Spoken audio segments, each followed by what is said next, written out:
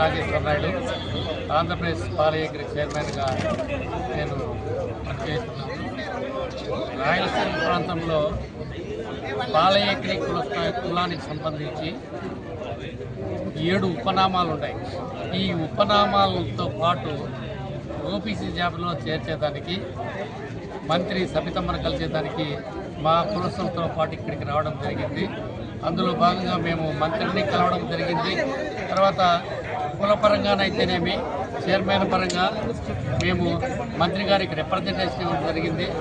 ఆ అమ్మగారు సానుకూలంగా స్పందించి మీ కులానికి సంబంధించి పాలయేకరి కులానికి సంబంధించి ఏ సమస్య ఉన్నా కూడా నేను సీఎం దృష్టికి తీసుకొని పోయి పరిష్కారం చేస్తానని ఇక్కడ ప్రామిస్ చేయడం జరిగింది.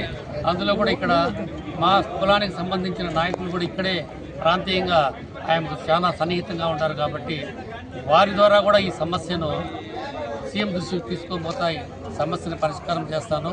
ఈ సమస్య మీ కులానికే కాదు నాకు ఓటు పరంగా రాజకీయ పరంగా చాలా ముఖ్యమని కూడా మనకు మంత్రి గారు తెలియజేయడం జరిగింది. కాబట్టి సబితమ్మ గారికి మరొక్కసారి మా కులం తరఫున ధన్యవాదాలు తెలియజేసుకుంటూ ఈ సమస్యను వీలైనంత త్వరగా పరిష్కరిస్తారని ఆశిస్తూ అన్ని ఫెసిలిటీస్ మీరు పెట్టండి అన్న విషయాన్ని దశాదిశారి నిర్దేశించారు. ఆదరణ 3 కూడా మీరు అందరికీ జనాభా తమాషా ప్రకారం నిధులు విధులు కేటాయించండి చైర్మన్లకు కూడా అన్న విషయాన్ని మనకు ఆదేశించారు. నిన్నటి రోజు కూడా నిధులు కూడా మనకు కేటాయించారన్న విషయం తెలియజేస్తున్నారు.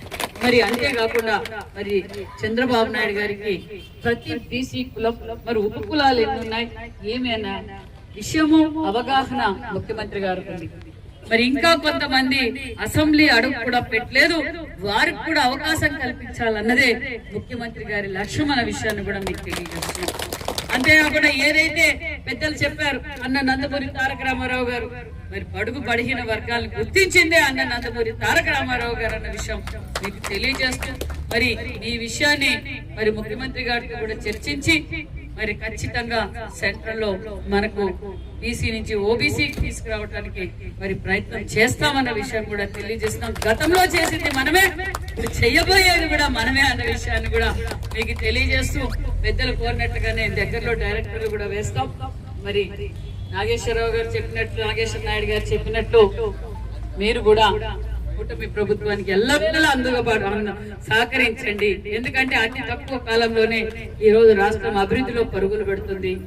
మన బీసీల కోసమే ఈ రోజు ఎన్నో సంక్షేమ పథకాలు, ఎక్కువగా సంక్షేమ పథకాల్లో లబ్ధి పొందేది మన బీసీలే.